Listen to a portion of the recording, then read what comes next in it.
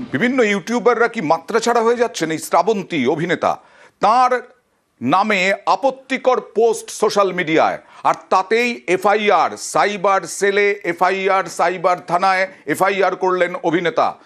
শ্রাবন্তী চট্টোপাধ্যায়ের নামে আপত্তিকর পোস্ট, এক ইউটিউবারের বিরুদ্ধে অভিযোগ। কথা বলবো আমাদের প্রতিনিধি মানুষের সঙ্গে। মানুষ, কার বিরুদ্ধে অভিযোগ?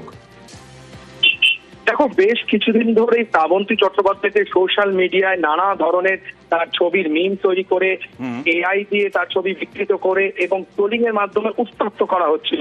এটা বেশ কিছুদিন ধরে চলছিল, কিন্তু সম্প্রতি একটি ছবিতে অভিনয় করছেন শ্রাবন্তী চট্টোপাধ্যায়, ঠাকুরমার ঝুলি। তার জন্য তিনি একটু ওয়েট পুট অন করে অর্থাৎ ওজন বাড়িয়েছেন, এবং তারপর সেই ছবির শুটিং এর ভিজুয়াল যখন প্রকাশ্যে আসে বা তিনি মঞ্চে পারফর্ম করে, তখন তার শারীরিক গঠন নিয়ে নানা ধরনের কুরুচিকর মন্তব্য করা হয়।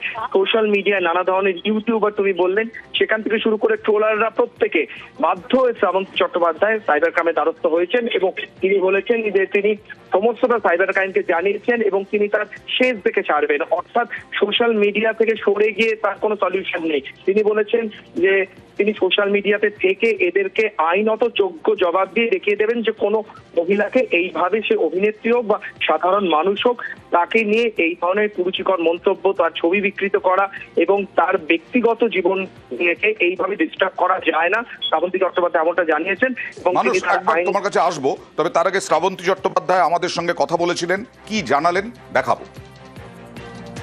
অনেক দিন ধরে এইভাবে অনেকেই কমেন্ট করছে, ভুলভাল মিম বানাচ্ছে, চুপ করে ইগনোর করেছি, কিন্তু একটা লিমিট আছে সবকিছুর।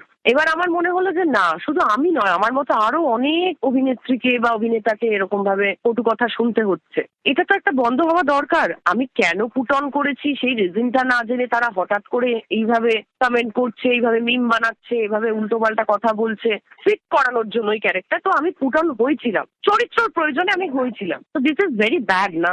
উল্টোপাল্টা ছবি দিচ্ছে, কমেন্টে উল্টোপাল্টা কমেন্ট পাস করছে। নিশ্চয়ই স্টেপ নেওয়া হবে, প্রশাসনের যেমন উচিত আর কি দরকার সেরকমই করা হবে। This is social crime. মানুষ, অভিনেতারা তাদের পেশা, শিল্প এবং আমাদেরকে বিনোদনের জন্যই তাদের অভিনয়। আজকে এই কারণেই তারা কোনো সিনেমার ক্ষেত্রে ওজন বাড়ান, ওজন কমান। এইখানে এই ধরনের আপত্তিকর পোস্ট, কি বলছেন শ্রাবন্তী? পুলিশের কাছ থেকে কি সক্রিয়তা পেয়েছেন, তৎপরতা কোনো লক্ষ্য করেছেন? একদম, তুমি যে কথাটা বললে তার উত্তরে শ্রাবন্তী দুটি পয়েন্ট বলেছে। প্রথমত, যে তিনি শিল্পী এবং পুরুষ হোক বা মহিলা হোক, চরিত্রের খাতিরে তাদের শারীরিক গঠন চেঞ্জ করতে হয়। যখন টলিউড বা বলিউডে বা দক্ষিণ ভারতে হিরোরা যখন চরিত্রের প্রয়োজনে 8 প্যাক 6 প্যাক তৈরি করেন, তখন তাদেরকে কিন্তু এই ধরনের সেক্সুয়াল অ্যাবিউসমেন্টের শিকার হতে হয় না। এটা শ্রাবন্তীকে হতে হয়েছে। তিনি বলছেন যে মহিলারা, অভিনেতাদের ক্ষেত্রে, পুরুষ অভিনেতাদের ক্ষেত্রে অনেক সময় ভুঁড়িও বাড়াতে হয়। একদম, আমির খান যেমন করে থাকে। শ্রাবন্তী বলছেন যে সেক্ষেত্রে কিন্তু আপত্তি আসে না, কিন্তু মহিলারা যদি তাদের সাইজ 0 বা তাদের ওজন বাড়ান, সেই ক্ষেত্রে কেন এই ধরনের ব্যক্তিগত এবং অত্যন্ত কুরুচিকর মন্তব্য করা হবে?